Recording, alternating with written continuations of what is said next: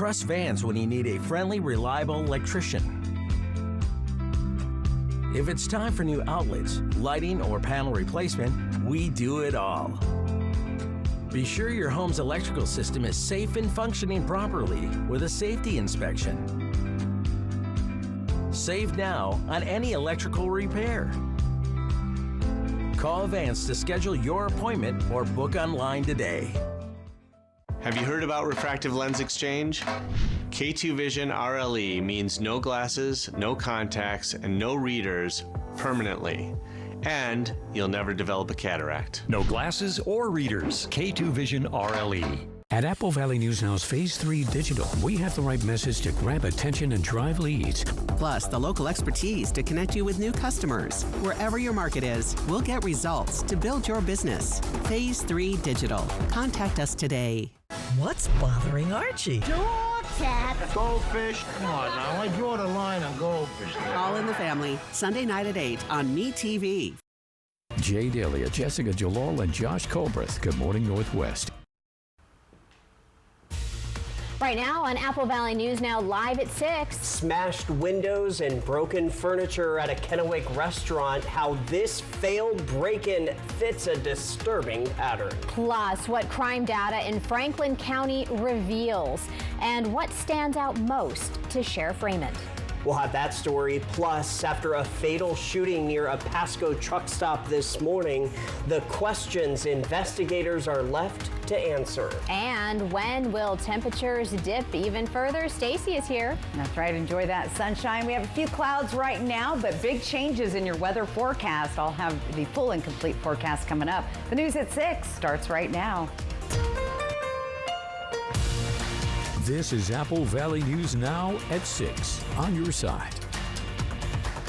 Thank you so much for joining us here for Apple Valley News Now live at 6. I'm Wendy Redman. Hi, everybody. I'm Austin Reed. It is October the 22nd. First up tonight, at least 5 Kennewick businesses have been the victims of vandalism and break-ins in just the last week, including the Clover Island restaurant Cedars at Pier 1. Apple Valley News Now's Caleb Stipkovitz had the chance to speak with the restaurant owners to see how these break-ins have been impacting local businesses. I'm standing at the patio of Cedars at Pier 1 in Kennewick, where just 1 week ago, someone tried to get into the window right behind me. When owner Doug Lundgren walked into his restaurant last Friday, he noticed an unusual scene. I had, broken windows at the restaurant, chairs scattered all over the patio, and, damage to tables. After examining the restaurant, Lundgren says it looked like someone tried and failed to enter the building.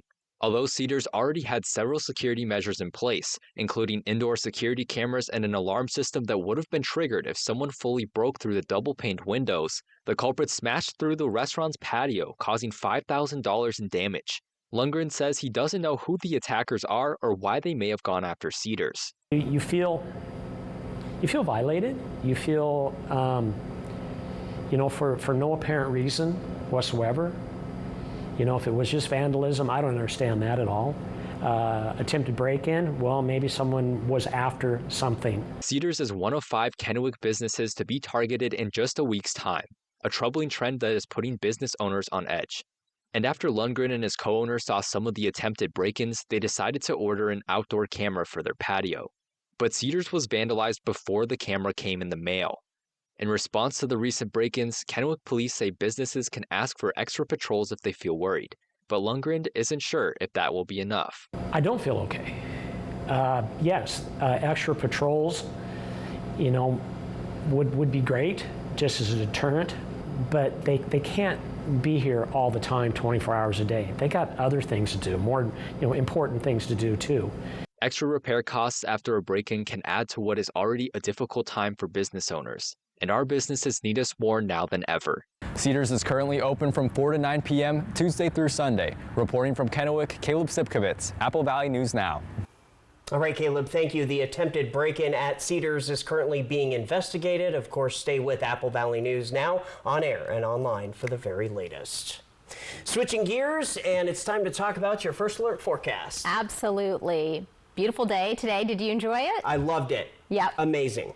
We've had some other days not so amazing though lately, so a little bit of ups and downs this time of year. Let's check in with Stacy to see what's in store for the rest of the week. Things are changing. It was a great day. You're not going to like to hear this, Austin, but I told my husband you better mow the lawn today or tomorrow, but because by Friday it's going to be wet. So anyway, get those lawns mowed before the weekend comes. Let's take a live look outside. A few clouds lingering through the area. Feels a little bit cooler outside as the winds are light. We've been seeing temperatures sitting right at 60 degrees for the last hour or so. Winds have picked up to about 9 miles per hour. Our feels like temp still is 60 degrees. Sunset 5:57. So temperatures are pretty pleasant all through the area, but we're going to see things cooling down now. Not quite as cold as we were last night. This is the system that's moving through, mainly bringing us some clouds, bringing wet weather to the Cascades and to the west side of the state. Planning your night out, 50s. We're going to be down in the 40s and 50s by 9, and everybody down in the 40s by 11. So a pretty pleasant night, but on the cool side. Overnight lows dropping down into the 30s and 40s, staying above the freezing level for tonight. So cloudy, a little bit warmer tonight than we were last night. Get ready. Atmospheric river rain is coming our direction beginning Friday, maybe through most of next week. And then we'll see some gusty winds picking up with that system. Heavy rain and snow across our mountain passes. That one, you need to keep that one in your DM for now, because we're going to be breaking down the weekend travel forecast coming up. Austin, Wendy. In more local headlines, the Pasco Police Department investigating a deadly shooting that happened early this morning near a truck stop in the King City area. Officers say it happened just after 7 o'clock in this parking lot near Karchner Street and Commercial Avenue, right off Highway 395. When cops arrived, they found one person had been shot at the scene. Crews performed life-saving measures. The person was taken to a local hospital, but they were later pronounced deceased. Investigators say it's still unclear what led up to the shooting or if the people involved knew one another. We are actively investigating a homicide. We believe it's an isolated incident, and we don't think there is a specific threat to the general public. The identity of the victim has not yet been released. PPD says they are in the process of interviewing the shooter. Stay with us for updates the rest of the week. The Franklin County Sheriff's Office released its third quarter report for 2025, and it really shows a mix of decreases and gains in local law enforcement activity. And I spent the morning with Sheriff Jim Raymond today to get his take on the report. Yeah, that one. Yeah. The latest numbers from the Franklin County Sheriff's Office show calls for service are down slightly compared to last year, a 3% drop overall. However, traffic-related calls remain steady with more than 1,500 reports this quarter. We try to tell the people that what our objectives are and where we're at with them, and then each of the squads or patrol squads, they have projects they work that we've outlined through here. And field event calls, which include incidents like searches and investigations, saw the biggest decline, down 16%. Case reports also fell by 10%, and felony arrests not related to warrants dropped nearly 90%. Some calls for service are down, which is a good thing. It frees up the deputies more because we have limited deputies in patrol, obviously. Juvenile arrests saw one of the sharpest declines, down more than half from last year. Meanwhile, the reserve unit continues to support the community, though staffing is down to just one member, logging 48 patrol hours for the quarter. Shortages. You got 1,300 square miles of road surface and people that are out there in rural Franklin County. Today I checked, I think, with people out and all the different things, we have 2 people on. In other activities, sex offender registration rose slightly with a total of 139 registered individuals. Traffic enforcement remains active with more than 500 tickets issued this quarter. We still continue to grow. We still lack a tax base. But the one thing that stands out the most to Sheriff Raymond, we're looking forward to finally getting justice for Anna. An arrest at the end of July this year in the 1997 homicide case involving the murder of 13-year-old Anna Palaio.